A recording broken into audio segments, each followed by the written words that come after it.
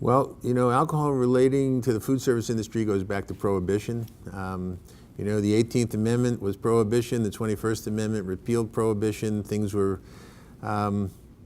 pretty normal for a long period of time. But I will say that when we got into, the early 1980s, late 70s, early 1980s, as far as the restaurant industry was concerned, with the Fern bars and the explosion of chain restaurants, people started to sell alcohol like they were selling flavored iced tea. I mean, there were 2-for-1s, 3-for-1s, 4-for-1s. I mean, some pretty irresponsible practices when you look back on it.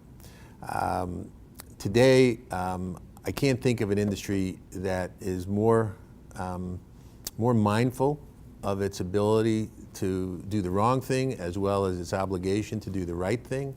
They train their employees about handling alcohol, about spotting people who are drinking too much alcohol.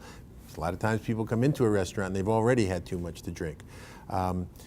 It's quite a challenge, but the history today is a lot more awareness, a lot more sophistication, and quite frankly, it's a lot more difficult to run an alcohol operation. The major responsibility for preventing drunk driving falls on the driver, the person who's consuming alcohol. Although there's a shared responsibility so that the server, if they can see that somebody's abusing the product, that they need to intercede and do whatever is necessary to stop that person from either driving or having anything more to drink. But I don't think it's any one person's responsibility as much as it is that shared responsibility. The greatest danger to the restaurant industry, quite frankly, at the high end is litigation. Somebody has an accident, they sue, the jury is sympathetic that the person had too much to drink and they hold a particular restaurant responsible, even though there might not have been any visible signs of intoxication, and quite frankly, maybe the person had been doing some drinking before they ever got to the restaurant. But nonetheless, that's the downside of being in the alcohol business, of litigation for accidents.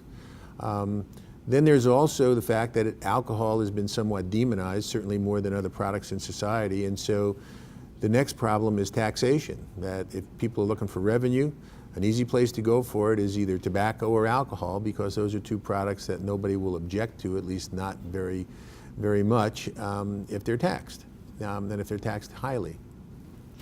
Well, there again is a very bright line in my mind between social drinking, responsible drinking, and drunk driving.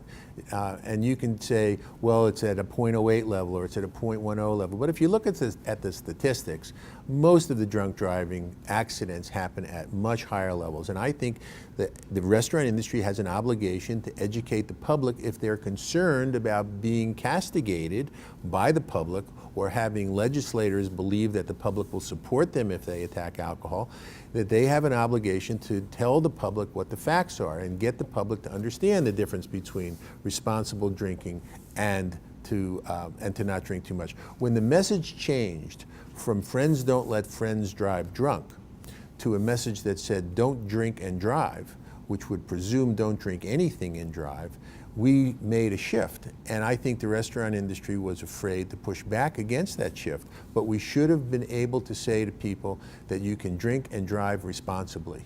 There's nothing wrong with that message, that you can drink and drive responsibly.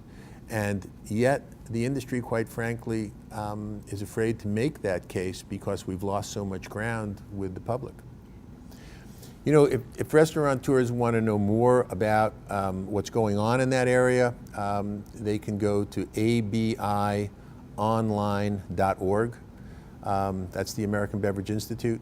And there's more information there for restaurant retailers about the alcohol issues that we're talking about than any other place on the internet.